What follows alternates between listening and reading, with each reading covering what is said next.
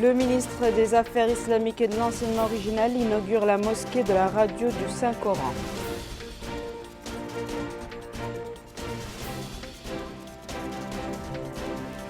Le ministre de la Culture, de l'Artisanat et des Relations avec le Parlement participe à la réunion virtuelle des ministres de la Culture des États membres de l'UNESCO.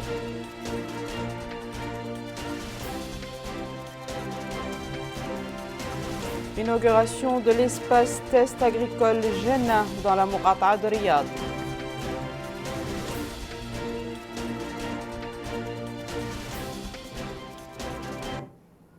Bonsoir mesdames, mesdemoiselles et messieurs, merci de vous joindre à nous au chapitre parlementaire. La conférence des présidents de l'Assemblée nationale s'est tenue aujourd'hui sous la présidence de M. Cheikh Oulbaye, président de cette chambre, et en présence du ministre de la Culture, de l'Artisanat et des Relations avec le Parlement, M. Sidi Mohamed Al-Qaber.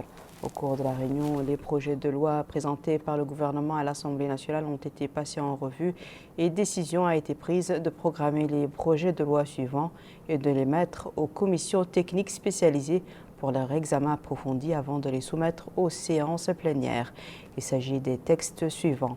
Projet de loi abrogeant et remplaçant certaines dispositions de la loi numéro 2018-33 du 8 août 2018 portant statut de la police nationale. Projet de loi relative à la protection du consommateur. Projet de loi abrogeant et modifiant certaines dispositions de la loi numéro 2015-32 du 10 septembre 2015, abrogeant, modifiant et complétant certaines dispositions de la loi numéro 2000-005 du 18 janvier 2000 portant code du commerce. Projet de loi portant organisation de la profession d'avocat. Le ministre des Affaires islamiques et de l'enseignement originel, a procédé aujourd'hui à l'inauguration de la mosquée de la radio du Saint-Coran de Radio Mauritanie. La construction de cet édifice a été réalisée par Radio Mauritanie. Abdelrahman Hamad. Par la levée de ce rideau, le ministre des Affaires islamiques et de l'enseignement originel a inauguré la mosquée de radio du Saint-Coran. Cette mosquée, d'une superficie de 200 mètres carrés et d'une capacité d'accueil de 250 fidèles, abritera l'animation de l'ensemble des activités culturelles et religieuses du Ramadan, les prières Tarawih et Tahajjud, les conférences de l'émission Rawda Ramadaniya et les processus de sélection du grand concours de récitation du Saint-Coran durant les mois bénis du Ramadan. Le ministre des Affaires islamiques a par la suite réceptionné une aide du Programme des Nations Unies pour le développement, PNUD, au profit des stations radiophoniques de Besknou et de Maqama constituées de matériel roulant et bureautique. Dans un mot prononcé pour l'occasion, le ministre des Affaires islamiques et de l'enseignement originel a indiqué que Radio Mauritanie a jeté les jalons d'une action islamique modérée et joue un rôle primordial dans l'édification et la vulgarisation des valeurs islamiques nobles. M. Dahoud Sidi Ahmad Talib a réitéré l'engagement des autorités publiques à promouvoir l'action islamique. De son côté, le secrétaire général du ministère de la Culture, de l'Artisanat et des Relations avec le Parlement, Dr Ahmadou Lekhter, a passé en revue la coopération entre notre pays et le PNID. Cette coopération fructueuse, selon lui, est devenue un exemple à suivre et a abouti à la remise de ces considérables dons pour renforcer les capacités d'intervention de Radio FM de Besknou et celles de Maqama en cours de construction. Pour la même occasion, le directeur général de Radio Mauritanie, M. Mohamed Cheikh Sidi Mohamed, a loué ce geste qui va permettre aux stations radiophoniques cibles de relever les défis dans le domaine de la production et de la couverture médiatique. Le représentant résident du PNID a, quant à lui, mis en exergue le rôle de la communication dans la lutte contre l'épidémie de Covid-19, un rôle qui sera renforcé davantage par cette remise.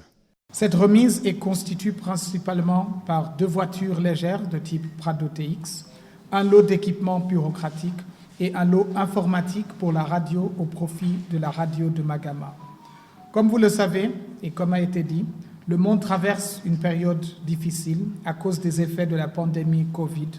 Le rôle de la communication est déterminant dans la lutte contre la propagation ou le besoin de renforcer les capacités d'intervention de la radio nationale.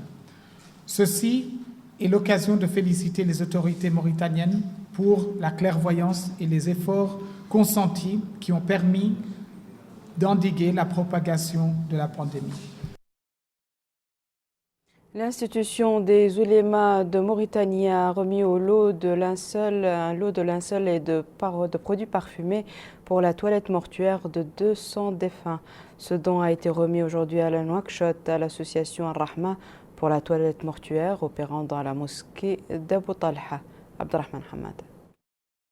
Ce lot de linceul et des produits parfumés suffisants pour la toilette mortuaire de 2000 dépouilles a été remis par l'institution des oulémas de Mauritanie à l'association Rahma pour la toilette mortuaire, logée dans la mosquée d'Abou Talha, située au carrefour Rab'oul Ishrin, dans la Muqata'a de Toujouni.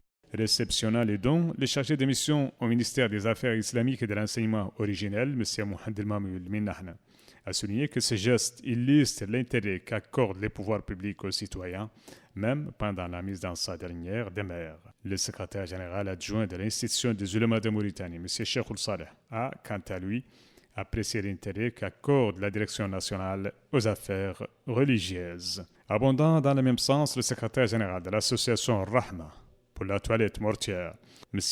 El Hassan El Habibullah, a précisé que les morts méritent autant d'intérêt que les vivants. Notons que ce lot suffit pour satisfaire les besoins de la toilette mortuaire pendant les 4 mois prochains. Je vous le disais en titre, le ministre de la Culture, de l'Artisanat et de la Relation avec le Parlement a participé aujourd'hui à la réunion virtuelle des ministres de la Culture des États membres de l'UNESCO. Cette réunion de consultation sur l'impact du coronavirus sur la culture initiée par l'UNESCO a été l'occasion pour le ministre de présenter la politique de notre pays dans la lutte contre le Covid-19. Aminata Khan. Réunion de consultation des ministres de la Culture à travers une vidéoconférence qui vise à partager les expériences sur la lutte contre la pandémie mondiale du Covid-19. Participant à cette vidéoconférence, le ministre de la Culture, de l'Artisanat et des Relations avec le Parlement s'est exprimé. Face à cette situation, la Mauritanie suivant les orientations du président de la République, son Excellence M. Mohamed El Cheikh Razouani, à travers la mise en place de plusieurs commissions sous la direction du Premier ministre Ismaël Beddou El Cheikh Sidiya. Ces commissions ont supervisé l'action d'un certain nombre de mesures pour endiguer la propagation du virus. Parmi ces actions, fermeture des frontières par les forces armées et de sécurité avec la participation des populations, confinement partiel, dépistage de toute personne suspecte, fermeture des écoles et universités. Elle a pris aussi d'autres mesures pour soulager les populations. Distribution d'aide sociale, distribution des vivres, soutien financier, suspension des impôts sur les produits de première nécessité, sur l'électricité, l'eau au profit des familles vulnérables, mise en place d'une plateforme d'enseignement à distance, création d'un fonds spécial Covid-19. Ces différentes mesures ont donné des résultats encourageants dans notre pays, mais nous continuons la lutte. Toute la Mauritanie est engagée contre cette pandémie. Sur le plan culturel, des rendez-vous culturels sont annulés ou reportés d'importantes retombées économiques pour des centaines d'artistes, de techniciens, d'employés ou d'intermittents au chômage. Des infrastructures fermées, des sites du patrimoine sont fermés. On peut dire que les conséquences de la pandémie du Covid-19 pour la culture constituent de sérieux problèmes à l'échelle de la planète. Cette vidéoconférence dont participent les pays touchés par la pandémie mondiale du Covid-19 est organisée par l'UNESCO. Le ministre de l'Emploi, de la Jeunesse et des Sports a inauguré ce matin à Nouakchott l'espace test agricole Jana, financé par l'Union européenne dans le cadre du programme Saphir. Cet espace situé dans la Muqata'a de Riyad vise à accompagner des porteurs de projets souhaitant mettre en place une activité de production agro-pastorale. Plus de détails avec Mamadou Gueye. Au bout de 3 mois, des jeunes formés récemment dans la pratique culturelle ont transformé cet espace vide en un magnifique périmètre agricole à Riyad. Ici, ils ont réussi sur cette terre fertile à faire germer toutes sortes de spéculations, allant de la tomate aux laitues, aux aubergines et à la carotte. des produits bio qui ont renforcé l'alimentation des populations dans un contexte de pandémie de coronavirus qui provoque des hécatombes parmi les populations, surtout vulnérables dans le monde. D'où l'importance de pratiquer l'agriculture non seulement pour assurer notre sécurité alimentaire, mais aussi et surtout de sortir de cette dépendance de l'extérieur en produits agricoles en ces périodes de repli sur soi constatées partout dans le monde. C'est tout le sens de la visite du ministre de l'Emploi, de la Jeunesse et des Sports qui a visité ce périmètre agricole qui rentre dans le cadre du projet Saphir. Dr Taleb Oussid Ahmed, accompagné des responsables et élus locaux et du représentant de l'Union européenne à Nouakchott, a saisi cette occasion pour lancer un message fort à l'endroit de la jeunesse mauritanienne dans ce contexte où le coronavirus nous dicte de nous prendre en charge. Le contexte aujourd'hui du corona, avec son impact sur le plan économique, sur le plan social, nous dicte aujourd'hui de nous prendre en charge. Il est inconcevable que nous ayons de tels espaces, que nous ayons donc tout ce potentiel et que nous continuons à importer ce que nous consommons. Ça n'a aucun sens, ça ne peut pas durer.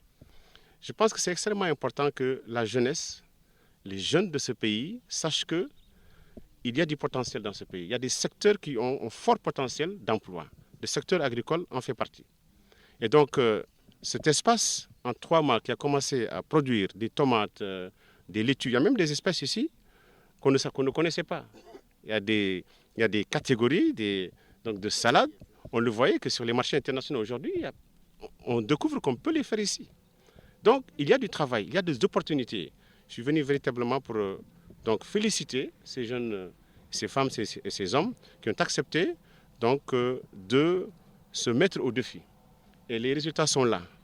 Je peux vous confirmer, je peux vous assurer que le gouvernement va continuer, à travers le ministère du Développement rural, mais également à travers notre ministère, à apporter du soutien à tous ceux, à toutes celles qui veulent faire de l'agriculture un métier. Parce que c'est un métier, parce que c'est un vivier de métier. Le représentant de l'Union européenne a également abondé dans le même sens, en indiquant que cette crise de Covid-19 va affecter les marchés agricoles mondiaux, d'où l'importance de l'appui de l'Europe à la Mauritanie pour renforcer ses capacités de production agricole.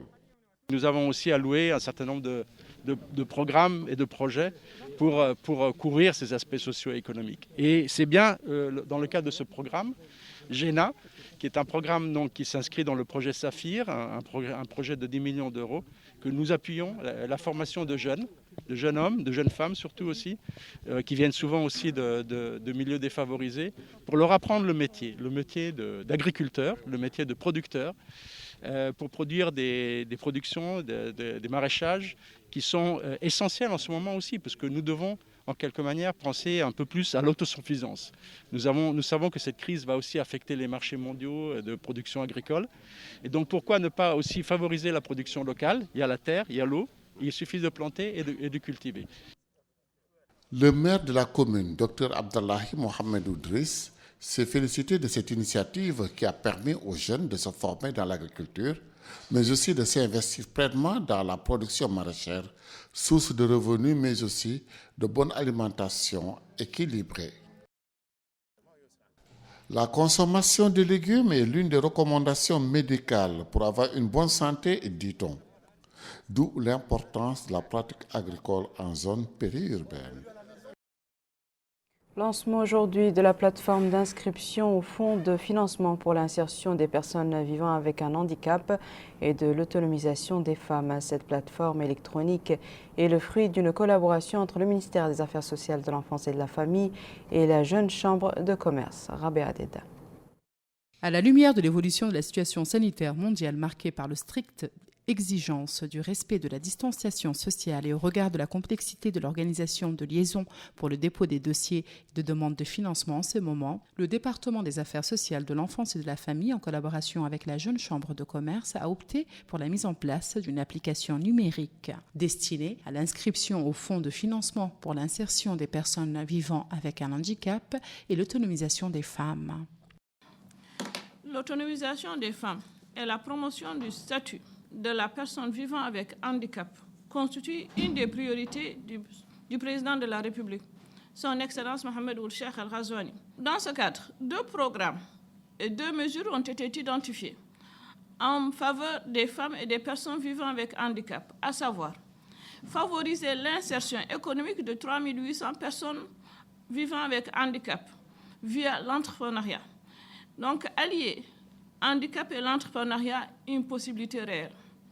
L'autonomisation économique de 6 000 femmes via aussi l'entrepreneuriat, favorisant la création de valeurs positives, mais aussi de la richesse, et donc facteur d'épanouissement chez les femmes mauritaniennes, quel que soit leur milieu social et leur niveau éducatif. Cette application, comme vous venez de le voir, téléchargeable depuis votre smartphone via donc, le Play Store, en 2 langues, aussi bien en arabe qu'en français, permettra aux bénéficiaires potentiels, donc les femmes et les personnes vivant avec handicap, de renseigner l'application sans toutefois se déplacer. Alors les financements, comme on l'a dit tout à l'heure, sont octroyés sous forme de crédit remboursable dans les conditions les plus avantageuses, sans intérêt, avec des délais de grâce allant de 4 à 6 mois, remboursables en nombre d'échéances entre 18 et 24 mois. La Jeune Chambre de commerce de Mauritanie s'investit auprès du MASEF pour la réussite de cette plateforme. Nous tenons à remercier le MASEF de nous avoir associés à cette initiative qui est excellente et qui permet justement aux femmes et aux personnes handicapées de bénéficier de financements supplémentaires, surtout en cette période difficile de coronavirus où on voit vraiment qu'il y a une baisse de revenus, notamment plus particulièrement pour les femmes. Donc merci beaucoup au MASEF, sous l'impulsion du président de la République, d'avoir mis en place cette initiative. Il est à noter que dès le vendredi 24, le MASEF compte remettre les premiers financements au profit des personnes handicapées qui avaient déjà soumis leur dossier de demande de financement. De plus, le département travaillera d'arrache-pied pour assurer, juste après les premières soumissions, la remise de financement à un premier groupe de 630 micro-projets bénéficiaires au plus tard avant le 4 mai 2020. Afin de nous édifier sur ce sujet, nous recevons ce soir Dr Sahel Koulgerb, directeur des études et coopérations au ministère des Affaires sociales, de l'enfance et de la famille. Bonsoir, docteur. Merci, bonsoir. Pourriez-vous nous donner plus de détails sur cette plateforme et ce qu'elle offrira aux personnes handicapées? Merci. Cette plateforme est destinée pour faciliter l'accès des bénéficiaires de 2 fonds que le gouvernement a bien voulu mettre en place sous l'impulsion de son Excellence, Monsieur le Président de la République, dans le cadre du programme Olouyet. 2 initiatives, 2 mesures. Une mesure qui vise à insérer économiquement 3 800 personnes handicapées et une deuxième mesure qui vise à autonomiser 6 000 femmes à travers, bien sûr, le financement de projets viables. Donc, nous avons commencé en début février à recevoir les demandes de financement. Nous en avons déjà traité quelques-uns, mais malheureusement, avec cette situation qui est exigée par le coronavirus, nous avons bien voulu mettre en place, innover une façon de communiquer et de travailler avec nos bénéficiaires, c'est-à-dire à travers une plateforme qui va permettre aux gens de déposer leurs requêtes et de suivre l'évolution du traitement de leurs requêtes au niveau du ministère. Nous avons aussi mis en place un numéro WhatsApp, c'est le 49 62 22 22, que les personnes qui ne sont pas en mesure aussi de travailler à travers cette plateforme électronique, de pouvoir aussi introduire leurs requêtes. Donc c'est une mesure que nous prenons pour faciliter à ces 2 groupes, ces 2 tranches de la population de recevoir rapidement ces financements dans ce contexte. Et nous sommes sûrs que le contexte du coronavirus va permettre à la Mauritanie de sortir encore plus forte qu'avant. Inch'Allah. Qu'en est-il de la nature des projets qui seront inclus et quels sont les critères pour en bénéficier? Oui, les projets sont à la demande des bénéficiaires. Et les bénéficiaires sont qui? Nous avons 7 catégories de bénéficiaires. Nous avons d'abord les filles qu'on appelle communément les filles diplômées chômeurs, c'est-à-dire les filles qui sont sortant de l'enseignement supérieur et qui ont des idées de projets ou d'entreprises qui sollicitent avoir des financements pour leurs projets. Ça, c'est d'abord un premier groupe de personnes qui est ciblé et nous avons mis en place toutes les facilités nécessaires au niveau de la plateforme pour leur permettre de bien formuler leurs projets à travers un questionnaire qui est vraiment facile, qui permet aussi de présenter des bonnes études de faisabilité de projet. Nous avons les filles qui sont sortantes de l'enseignement, formation technique et professionnelle, qui ont des formations qualifiantes. Ce groupe de filles aussi est concerné. Nous avons les femmes qui ont déjà leurs idées d'entreprise, ou ont même déjà leurs petites entreprises et qui veulent élargir leurs activités, elles sont aussi concernées.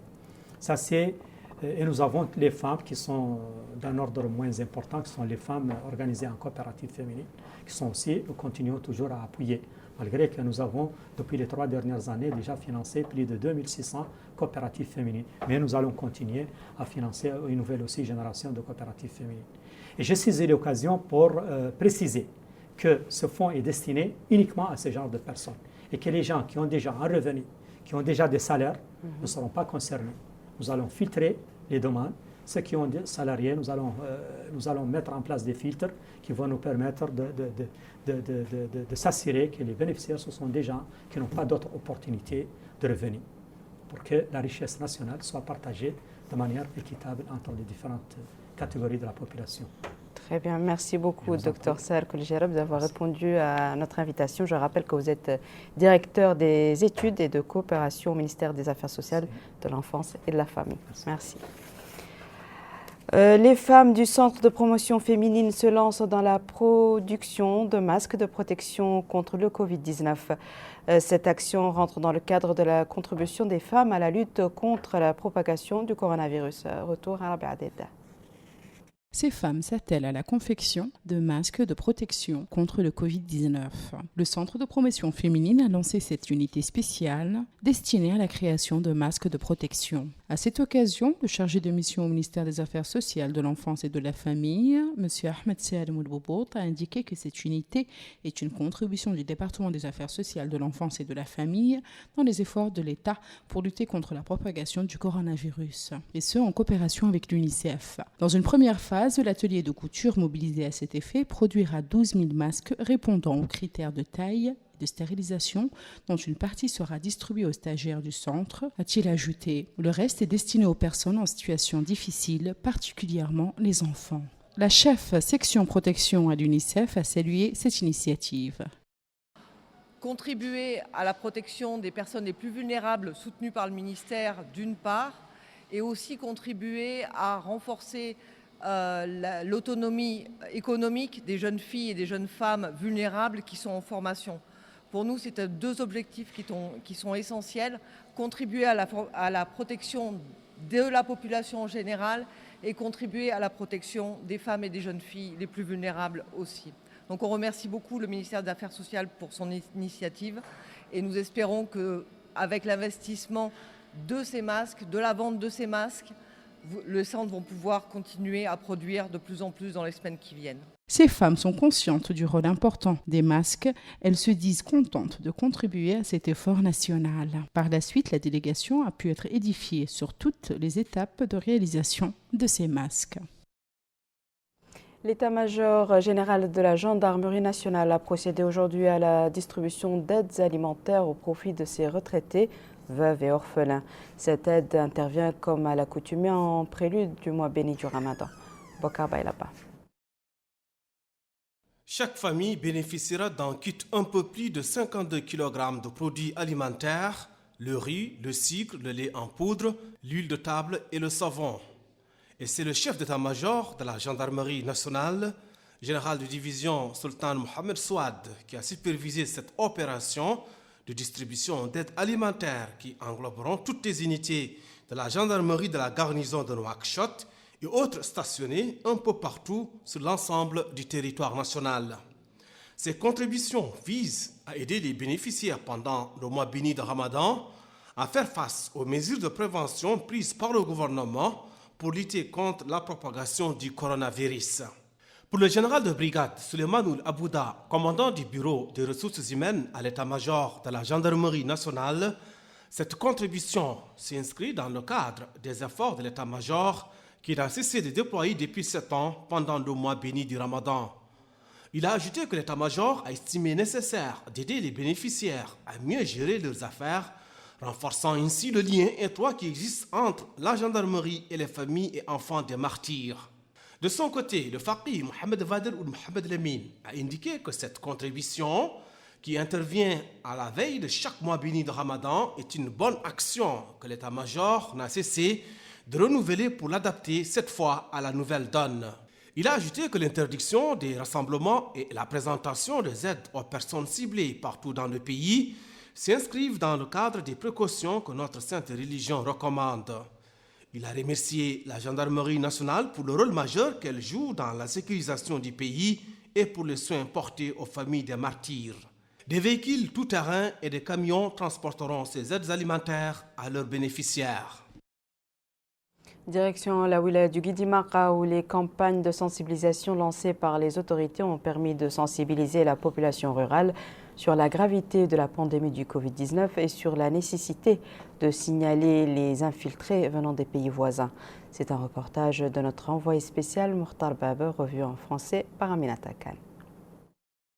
La frontière terrestre reliant notre pays au Mali est très vaste. Elle s'étend sur plusieurs kilomètres que les habitants des deux côtés maîtrisent à cause des échanges commerciaux qu'ils effectuent quotidiennement, mais également des liens fraternels qui unissent ces deux peuples qui ne font qu'un.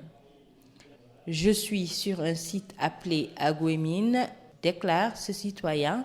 À quelques kilomètres de là, vous trouverez le village de Talab Hassan, d'Ahl Moumadi, de Toiban, de Dafgeg, de Loua'ar, de Kleiliba, d'Agouenit, de Talab Abdallah. Tous ces villages que je viens de citer sont frontaliers avec le Mali. Aujourd'hui, avec l'avènement de la pandémie mondiale du Covid-19, les populations sont très vigilantes.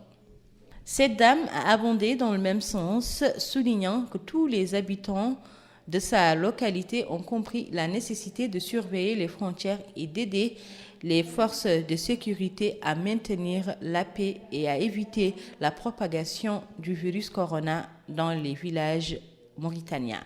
Cette jeune fille indique que son village est nommé Kleiliba Ahl Djin et est situé à 18 km à la frontière avec le Mali. Elle poursuit en indiquant qu'elle a de la famille et des amis de l'autre côté et que c'est très difficile de vivre dans des conditions avec le confinement, mais mieux vaut prévenir que guérir, conclut-elle. Ce jeune a déclaré que les jeunes des localités frontalières ont créé plusieurs groupes de veille pour surveiller toute personne qui veut tenter d'entrer sur le territoire de manière clandestine. Et il indique qu'il dénonce les entrées clandestines aux forces de l'ordre. En plus des campagnes de sensibilisation, l'État a mobilisé les forces armées et de sécurité dans les frontières pour contrôler et surveiller les frontières mauritaniennes et éviter toute infiltration. Nous restons à Oulienge où les campagnes de sensibilisation commencent à porter leurs fruits. Les habitants de cette Moukata se disent prêts à respecter toutes mesures prises par le gouvernement dans cette lutte contre la propagation du Covid-19. Bokar Baylaba. Oulienge est une Moukata de la wilaya de Guidimaka, non loin de la frontière avec le Mali. Comme les autres villes du pays, Oulienge vit au rythme de la campagne de sensibilisation des citoyens pour contrer la propagation du coronavirus. D'ailleurs, cet homme salue les mesures prises par le gouvernement, fermeture des frontières et sécurisation de la Moukata contre toute tentative d'infiltration. Il remercie les autorités administratives et sécuritaires pour les efforts déployés dans ce cadre. Un autre habitant de Oulienge affirme que la frontière avec le Mali est bien sécurisée. Il ajoute en disant que le voisinage de la Moukata avec le Mali fait qu'il est impossible de dissocier les habitants des deux pays, mais il estime que tout rentrera dans l'ordre. Cet homme va lui aussi de son avis. Pour lui, les mesures sécuritaires prises par le gouvernement sont à saluer, expliquant que cela permet d'empêcher la propagation du Covid-19 dans la Moukata. Certes, la campagne de sensibilisation est sans relâche. Il n'en demeure pas moins que les étals de vendeurs de produits alimentaires sont bien approvisionnés pour satisfaire les besoins quotidiens des habitants. Cap à présent sur Nema, où l'usine de lait s'implique elle aussi dans la lutte contre le Covid-19. Dans ce sens, elle a intensifié sa production pour pouvoir distribuer ses produits aux personnes nécessiteuses en cette période particulière. Malika Naqli. La ville de Nema est la figure de proue de la fabrication du lait au plan national. La chaîne de travail au niveau de l'usine et sa cadence en font un symbole et une référence à nul autre pareil. Elle représente une source de revenus permettant à de nombreuses familles d'avoir un revenu. Le directeur de l'usine de lait, M. Mohamed El-Mohandaskar, indique avoir mené un certain nombre d'actions en relation avec des ONG. Ils ont ainsi distribué des packs de lait à des familles vulnérables. C'est une stratégie qui se poursuivra, dit-il. Le premier centre de distribution pilote sera dans la Muqata'a de Toujounine. Ce sera également le cas dans d'autres centres et points de vente au niveau d'autres Muqata'a. L'ambition de la société va au-delà du lait pasteurisé de longue conservation. Elle vise d'autres types de production, ce qui représente un plus pour la production locale. Cela s'ajoute aux efforts menés par des volontaires qui visent la distribution de centaines de paniers alimentaires en faveur des familles les plus démunies de Nema. Le Hakem de Nema, M. Mohamed Mahmoud Cheikhna, déclare que plus de 300 paniers, fruits de l'initiative de Nema Mouajahati, cibleront les familles démunies. Cette opération s'inscrit dans le cadre de la solidarité nationale de lutte contre le Covid-19. Le porte-parole des donateurs, M. Salek Oulmourtar, met l'accent sur la décision des différents donateurs de mener une œuvre caritative, particulièrement en ces temps difficiles pour les citoyens. L'enveloppe financière allouée s'élève, dit-il, à 5 millions d'ouguiyas. Les actions menées par le gouvernement en soutien aux populations, conjuguées à celles menées par les ONG, visent à aider du mieux qui se peut les populations, particulièrement en ces temps difficiles. Au chapitre politique, le siège du Parti Union pour la République a abrité ce matin une réunion marquée par l'annonce de l'adhésion du courant de la Concorde nationale. Le courant a publié un communiqué dans lequel le docteur Sida Amar Ould Cheikhna, son président, a clairement indiqué leur détermination à réaliser une vision globale basée sur le consensus national visant à construire un État fort, jouissant de la prospérité et de la cohésion sociale. À son tour, le vice-président de l'Union pour la République, M. Khalil Tayyib, a souligné l'importance de leur adhésion au parti, ce qui contribuera sans aucun doute à la réalisation de son projet social.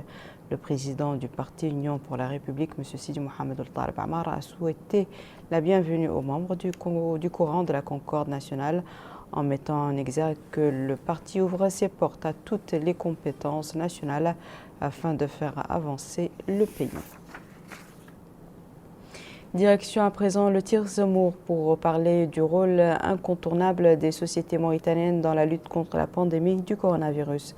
Le wali du Tir Zemour a supervisé une opération de distribution de paniers alimentaires au profit des personnes dont l'activité professionnelle a été affectée par les mesures de lutte contre le coronavirus. Cette aide est un don de la société homonyme mauritanienne d'industrie et du commerce. Au total, c'est 160 personnes qui ont bénéficié de cette aide.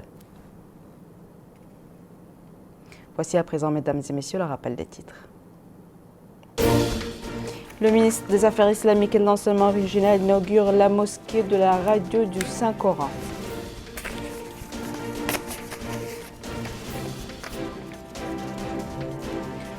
Le ministre de la Culture, de l'Artisanat et des Relations avec le Parlement participe à la réunion virtuelle des ministres de la Culture des États membres de l'UNESCO.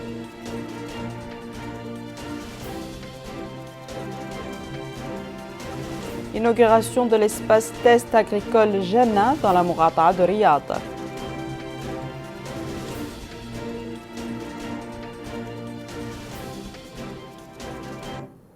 C'est la fin de ce journal, mesdames et messieurs. Merci à vous de nous avoir suivis. Merci de votre fidélité. Je vous souhaite une excellente suite au programme sur El Mauritania.